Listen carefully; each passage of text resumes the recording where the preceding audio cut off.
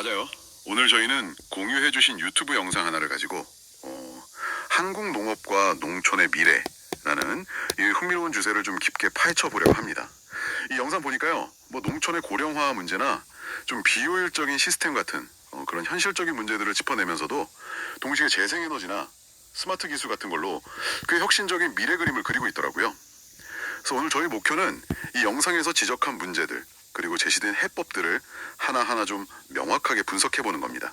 자, 그럼 바로 시작해 볼까요? 네, 그럼 영상 앞부분부터 좀 보죠. 많은 분들이 이미 아시겠지만 농촌 현실, 그러니까 심각한 고령화랑 젊은 세대가 자꾸 빠져나가는 문제, 이걸 지적하고 있어요. 근데 단순히 사람 부족 문제만은 아닌 것 같고 현재 농촌 지원 시스템 자체도 좀 비효율적일 수 있다, 이런 얘기도 나오던데요. 지원 조직은 많은데 실제 농가에 가는 혜택은 글쎄요, 좀 기회에 못 미친다, 이런 비판인 거죠. 네, 맞아요. 근데 이 자료가 좀 흥미롭게 보는 지점은 그런 어려움 속에서도 농촌이 가진 그 잠재력이 엄청나다는 겁니다. 뭐랄까, 위기랑 기회가 같이 있는 셈이죠. 자료 보면 농촌 지역에 아직 제대로 쓰이지 않은 땅이나 뭐 햇빛, 바람 같은 자원이 풍부하다고 하잖아요. 여기서 이제 아리 100 아시죠? 기업들이 쓰는 전력을 100% 재생에너지로 바꾸자는 캠페인. 이걸 농촌에 딱 접목하자는 아이디어가 나오는 거예요.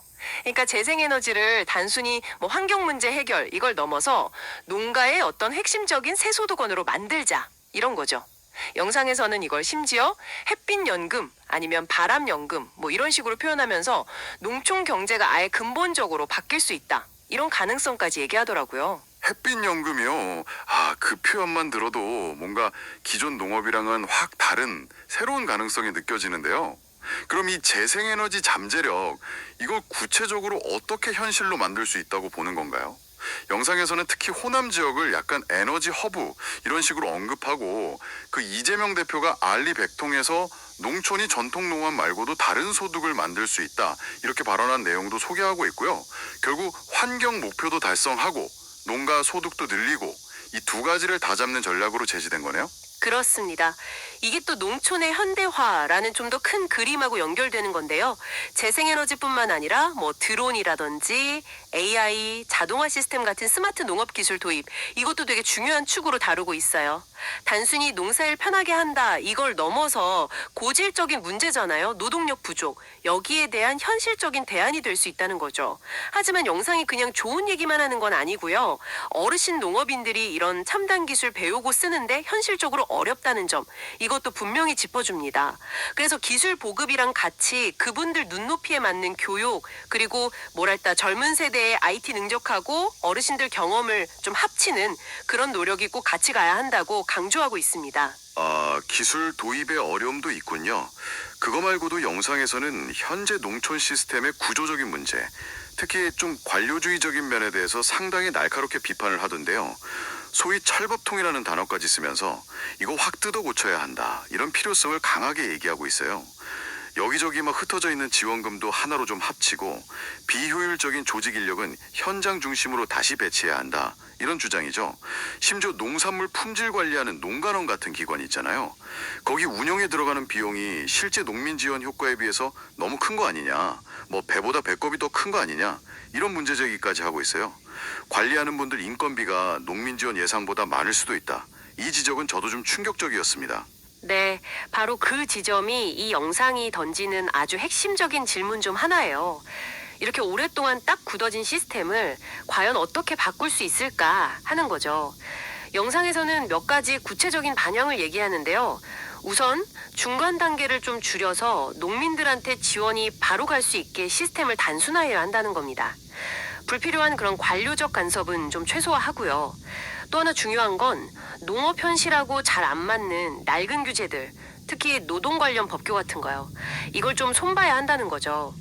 예를 들면 새벽 일찍 시작해서 한낮 더울 땐 피해서 일하는 그런 농촌 노동 패턴 있잖아요. 이걸 고려해서 좀 유연하게 근로 시간을 적용한다던가 이런 것들이죠.